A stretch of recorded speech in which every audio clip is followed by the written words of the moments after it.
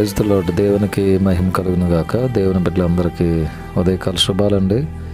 దేవుడు మనందరిని ప్రేమించి జనవరి నెలలో 4వ తారీఖు శనివారం ఈ ఉదయకాల సమయాన్ని ప్రభు మనకిచ్చినందుకు దేవునికి మనం నిండు కృతజ్ఞతాస్తుతులు చెల్లిస్తూ జీవం గల దేవుని వాక్కు అనే కార్యక్రమంలో యేసయ్య మనకిస్తున్న వాగ్దానం మత్తయి సువార్త 6వ అధ్యాయం 18వ వచనం.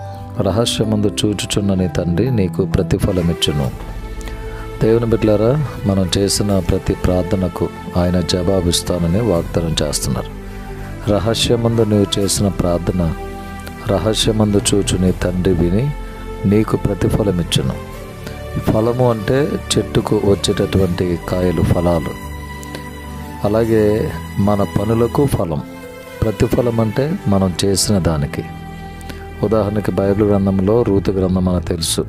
రూతు గారికి దేవుడు ప్రతిఫలం ఇచ్చారు. అత్తగారితో రూతు గారు చెప్పిన మాట, నీ దేవుడే నా దేవుడు, నీ జనమే నా జనం. ఆమె తీర్మానంను బట్టి ఆమె చేసిన దానికి దేవుడు ప్రతిఫలం ఇచ్చాడు. ఆమె పేరు మీదే ఒక గ్రంథం దేవుడు వ్రాయించారు. ఈరోజు దేవుడు మనకిస్తున్న వాగ్దానంను బట్టి రహస్యమందు చూచుచున్న నీ తండ్రి నీకు ప్రతిఫలం ఇచ్చును అని, మనం చేసిన వాటికి దేవుడు ప్రతిఫలం ఇస్తానని వాగ్దానం చేస్తున్నాడు.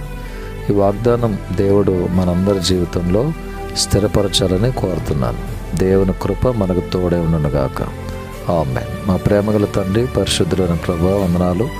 మీ పాదము స్తోత్రమునైనా జనవరి మాసము 2025వ సంవత్సరం శనివారం 4వ తారీఖులో మీరు మమ్మల్ని ప్రవేశపరిచారు. దినమంతా మీ కాపుదల దయచేయండి. పనులు, ప్రయాణములు, చదువులు, ఉద్యోగాలు, చేతి పనులు, నాయన మరి రెక్కల కష్టములు, డ్రైవింగ్లు అందరికీ తోడుగుండి సహాయం చేయండి.